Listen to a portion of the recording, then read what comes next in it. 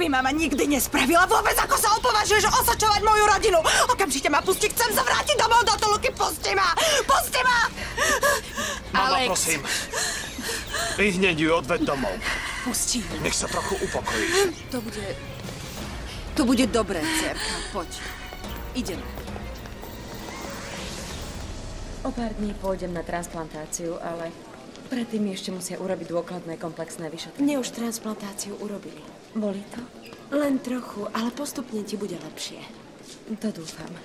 Potom budem chodiť na psychoterapiu, aby som neklesala na duchu. A kam? Priamo sem, do sanatória. A zároveň ťa môžem prísť navštíviť. Do nemocnice? Áno, prečo nie? Hodí sa mi to, musím si zvykať na také miesta. To áno. Musíš si zvyknúť na neslané polievky a podobné veci.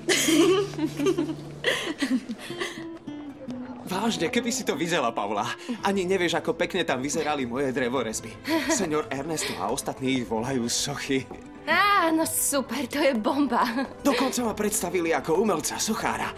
Teraz to vyzerá tak, že z úbohého mrzáka sa stalo umelec. A jedna z mojich svoch sa predala strašne dobre. Ani nie po 3 mesiacoch roboty v tom obchodíku sme zarobili kopu peňazí. Fíha, takže teraz si už aj bohatý? Ja odpadnem, ty už ani žartom nerozumieš. Veď som sotva len začal. A už zakrátko, fakt, začnem zarábať pekné peniaze. A potom kúpim svoje mečite, parádne šaty a dokonca si prenajmeme aj byt, vieš, aby sme sa tu už naďalej netlačili. Kto vie... Dokonca si pomaly možno budem môcť kúpiť aj nejaké malé autíčko. Fíha, to by bolo fantastické. A mohli by sme ísť na diskotéku. Teda, keď budeš mať to autíčko. Samozrejme, jasné. To by bolo fajn, nie? Áno. Bolo to od teba veľmi milé a pozorné, že si Lise tu zoznámil s ľuďmi z toho združenia, Hernán. Keď by to bolo pre dobro veci. Ide o to, že keď som ju viezol naspäť na kliniku, stretol som sa s kolegom neurológom a rozprával som sa s ním. A výsledok? Vraj už dostal výsledky laboratórnych testov, ktoré urobili na tom lieku. Čo teda našli? Obsahuje určité látky, ktoré utlmujú nejakú mozgovú molekulu súvisiacu s pamäťou. Pri jej nefunkčnosti sa zabúda na všetko prežité. To len dokazuje, že ju podrobili liečbe, ktorú vynašiel doktor Kruger. Už o tom nie je žiadnych pochýb. Ale kým ju nepodrobíme vyšetreniam, nedozvieme sa, ako veľmi je ovplyvnená tá časť mozgu. Myslíš, že kvôli tomu máva tie záchvaty? Pripúšťam. Keďže sme jej vzali liek, ktorý užívala predtým a nahradili sme ho liekmi na upokojenie, musí mať nejaké abstinenčné výkyvy kvôli potrebe inej látky. A myslíš, že sa môže vrátiť do normálu? To dúfam. Ale pochopte, že vlastne nevieme o tej liečbe veľa. Keď to všetko poviem Porfíriovi, môže prinútiť Jorgeho, aby nám povedal, ako ju liečiť. A ako ho prinúti? Zruší mu príspevky na kliniku.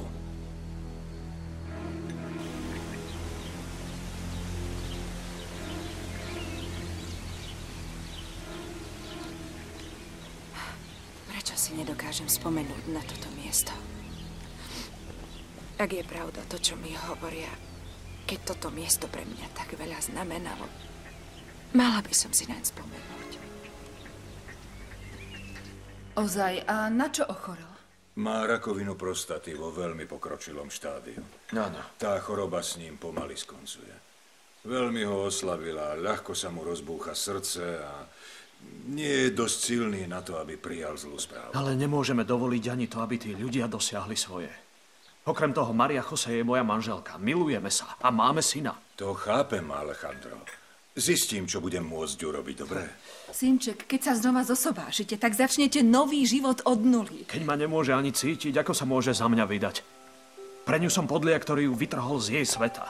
Dokonca ma obvinuje, že túžim po majetku jej starého otca. Seniori, prišiel mladý senior Bruno s matkou seniory Marie Jose. Ja toho darebáka zaviesť! Alejandro, táto záležitosť a nemôžeš nič pokaziť. Nezabúdaj, že Maria Jose uznáva Bruna a teraz si ty ten zlý v celom príbehu. Čo si má o tebe myslieť, že si netvor? Fernando má pravdu, Alejandro. Teraz ich poďme privítať.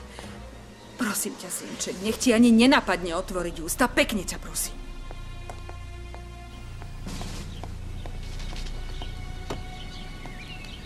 Sandra! Sandra! Mama! Damian! Chvála Bohu, že ste prišli, mama. Srdiečko moje. Umieram od strachu na tomto mieste. Už sme prišli po teba, dcerka. Prosím vás, Poď, zoberte ma ideme. odtiaľto, odvez ma domov, Damian. Ja tu Áno, nikoho len nepoznám. pokojne. Prosím ťa, len pokojne, veď sme prišli kvôli tomu.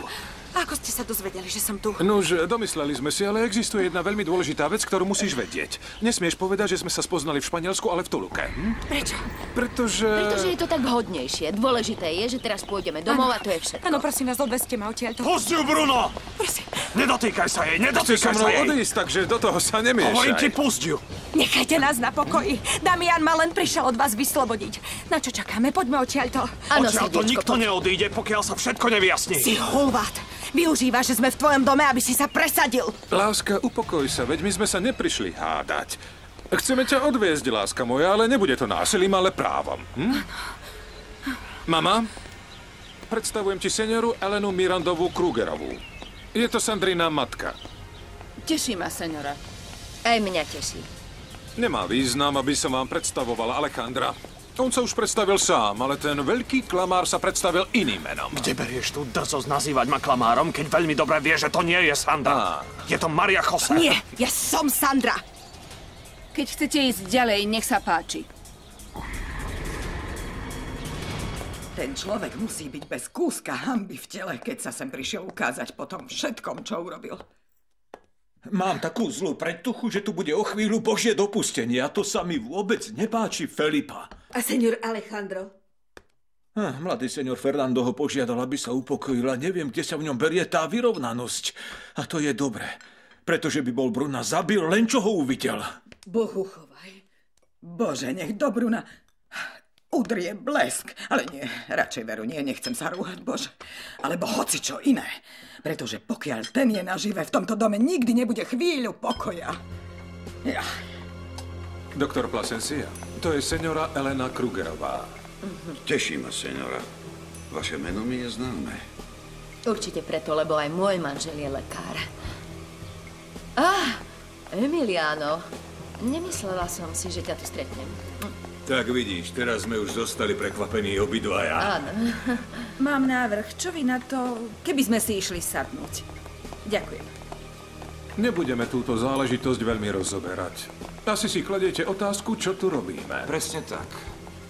Pre mňa je zjavné, že ste si prišli vziať Mariu Jose. Problém je v tom, že ja to nedovolím. A všeličo mi budete musieť vysvetliť. Alejandro.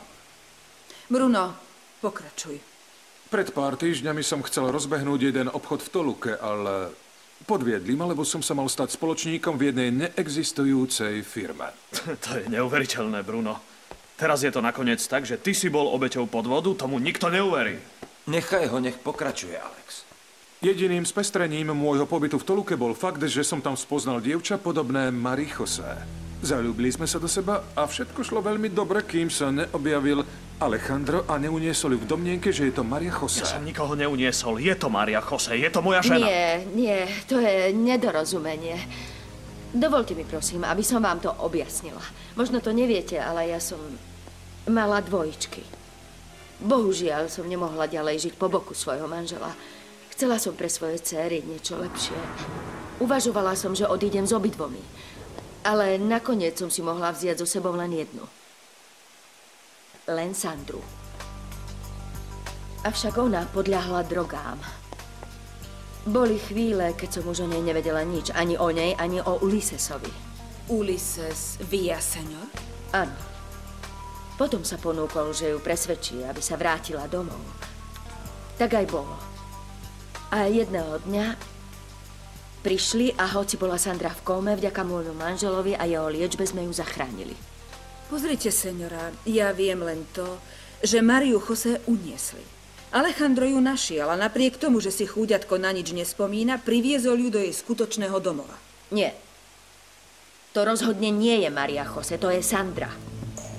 Uvažovali sme, že to oznámime na polícii, ale radšej urovnáme veci po dobrom, aby sme zabránili škandálom. Ste uznávaná rodina. Okrem toho, ste príbuzní priateľa mojej dcery. Preboha, taká kopa klamstiev. Je to pravda, mama. Spoznal som ju v Toluke a jasné, že moju pozornosť upútala pre jej podobu s Mariou Jose. Práve preto sa mi zapáčila a potom som sa dozvedel tú historku, ale nie je správne, že ju Alejandro uniesol.